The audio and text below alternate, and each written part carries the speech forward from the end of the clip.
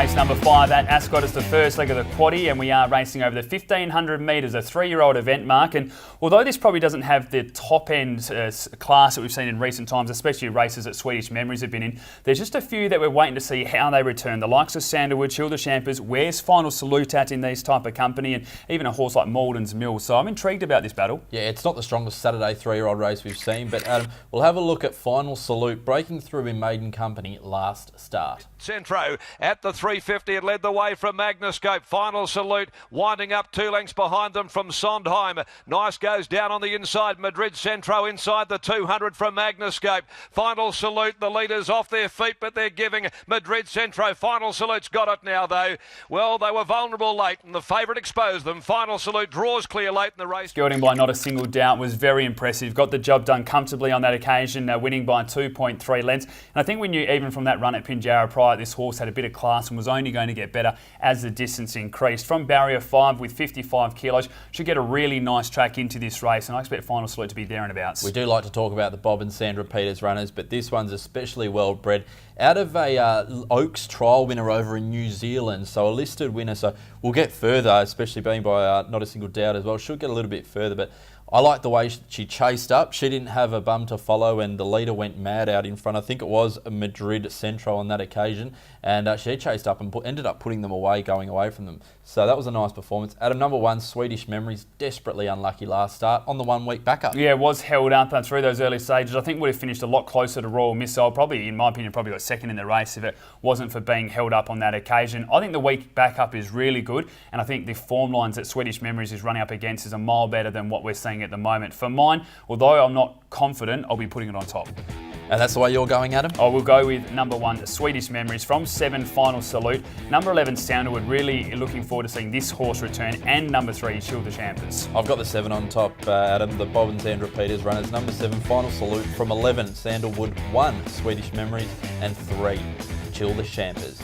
Race number 6 at Ascot, a 72-plus event over the 1,000 metres mark. There's a bit of class in here. King River returned very nicely at Bunbury, and there's plenty of speed in the race as well. I was about to say, as well as class, there is plenty of speed. We'll have a look at King River winning first up, though, at Bunbury. Front by a length. Delicate Miss sticks on down the outside. Ruby can run now. King River starts to wind. He's coming home now. He found the bridle. King River quickly loomed up with 100 left to go. Hit the front now. Dashes away for Pike. Draws clear of Delicate Miss. Ruby can run. And King River home in a canter at the finish. Got such a good opinion of this galloper. I couldn't believe when it opened at about $2.20. I know that sounds ridiculous, but you just knew that this horse was going to go to Bunbury and win comfortably, and that's exactly what it did. It beat Delicate Miss by almost a length, and Delicate Miss came out and won on Wednesday as well, pretty nicely in a weakish field, but it was a good performance in the end. Barrier 10, 56.5 kilos. This is the best horse in the race by a mile, but the 1,000 metres on a day where it suits leaders just puts a couple of question marks in my mind that maybe you can get something else to beat it. The speed on those should make it feel like a 1,200 metres though, hopefully, Adam, especially for punters who are keen on King River. I really like the performance from Delicate Miss on the Wednesday as well. We were thinking, why did she get into that shorter quote, $2.20? You only need to look at these form lines at King River. They're very much good enough for this.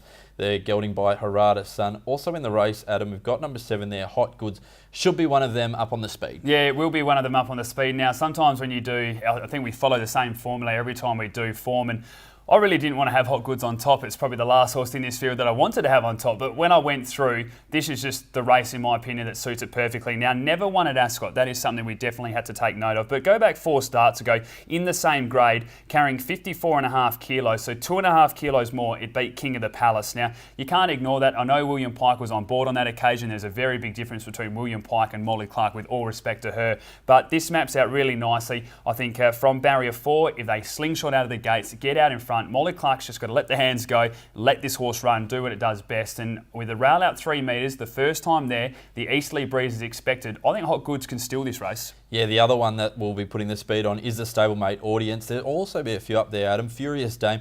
Even Canoche has been known. Her best runs have been when going forward.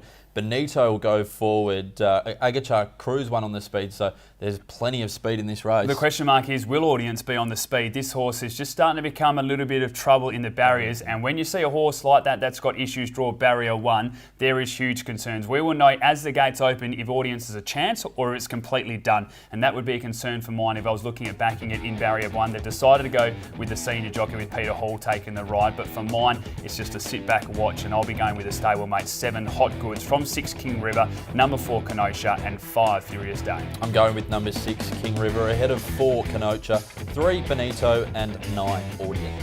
Race number 7 at Ascot. It is our feature event of the day, the listed Arlec Australia Belgravia Stakes. And Mark, I'm really looking forward to this. I don't think it's got the depth that we've seen in recent years, but the top end is very impressive. It is, isn't it, Adam? And with the penalties aspect of things, set weights and penalties, you can tell the ones at the top there, the River, until he gets to set weights, he's probably not a chance in this, but he's still a very classy galloper. Without further ado, though, we'll go into the replay horse, which is the Celt, winning last time out on the 13th of August. Great, the Celt just rolled away from the inside. There's a run for Kimbo's Girl, taken highs under pressure. Spangled Impact gets into the clear, their melting point, and 1 short's on the outside, but the Celt's doing it really well inside the 200. The Celt leads by a length and 3/4. 1 short's down the outside with melting point, but the Celt clear. Kimbo's Girl battles on as well, but the Celt doing it well, and the Celt races home. I've always had such a big opinion of this galloper, even as a 2-year-old. You watched it in the mounting yard. It reminded me a lot of Vega Magic. It was just a mile bigger than everything else. It knew it as well with the way it walked around the mounting yard, but it didn't quite have its legs and its mind going at the same time. This prep it did, started to improve. The win, even when it was 3 wide, was super impressive over Dainty Test on that occasion, and the replay we just saw there, winning by 1.5 lengths, just really enjoyed that 1,200 metres. Now, carries the 56.5 kilos with Takahide Aikanushi taking the ride. I think the Celt from barrier 2 gets to the front, and from there is very hard to run down. Yeah, those form lines as well, Adam, from back in the winter when beaten by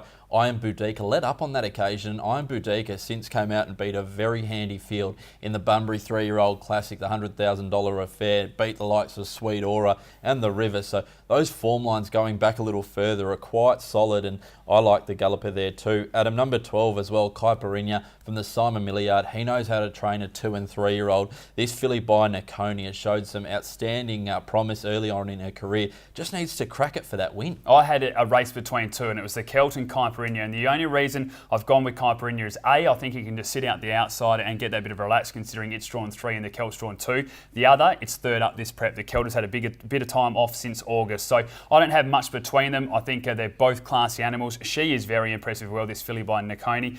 Barrier 3, 53 kilos, sit outside the leader, the fitness to kick in late. I think she can win. That other form race we were talking about, Adam, the Bunbury 3-year-old Classic there for $100,000. Sol Special ran a bottler, the Colt by Charge Forward.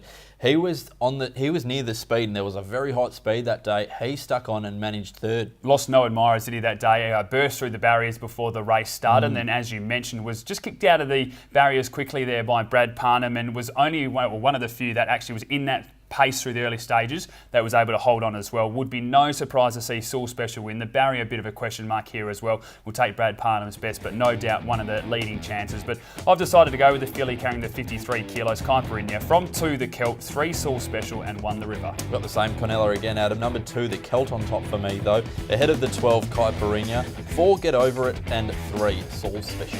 Final race of the day at Ascot. It's a 72 plus event over the 1,400 metres.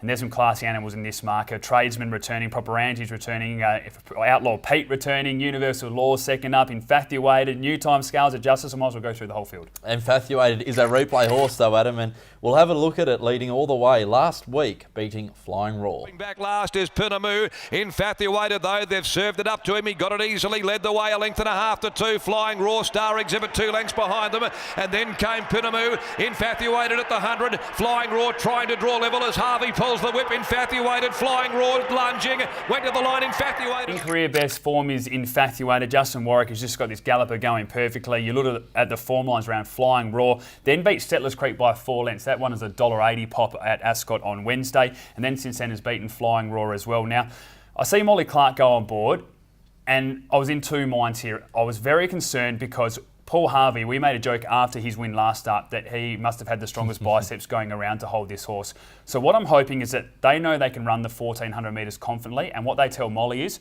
don't even try hold it. Just run, and if they run out in front, I think this horse may be too good. You've hit the nail on the head, Adam. That's the exact reason why I don't have it on top. I still have it in my numbers, but an apprentice on board, I don't think he's an apprentice's horse, and he takes some riding to get him settled and then to push him out as well. So if you go back 2 starts ago when he won, he took off on Paul Harvey at the 600, ended up winning quite easily, but then last start in the lead, Paul Harvey, as you mentioned, his biceps were pumping, so that's the only query I have, and no disrespect to Molly Clark, she's an apprentice, but a senior rider has trouble riding this horse, so look, that is something to take into consideration. Conditions will suit though. That was the thing last start, was that Paul Harvey had to hold up because it wasn't a leader's day. It should be a good enough day, hopefully, that she can just roll out in front. But it adds a lot of question marks to this race. Also, a couple of stayers returning here first up. Tradesman and Proper Antes. They can both go well first up. They really can. Tradesman, we just learnt last start, definitely wants that 2,000 metres plus. So I think this will be a nice lead-up race, but does race well fresh. Has won and finished second from its 2 starts. Proper Antes, question mark for mine, was a good trial behind Vega Magic, but the bar plates are on. And I think this is a horse as well that's going to want that 2,000 metres plus. I probably prefer the likes of an Outlaw Pete, Universal Law, even New Time and Scales of Justice. So this is their ideal distance. Universal Law returns, of course, the half to champion mare Delicacy.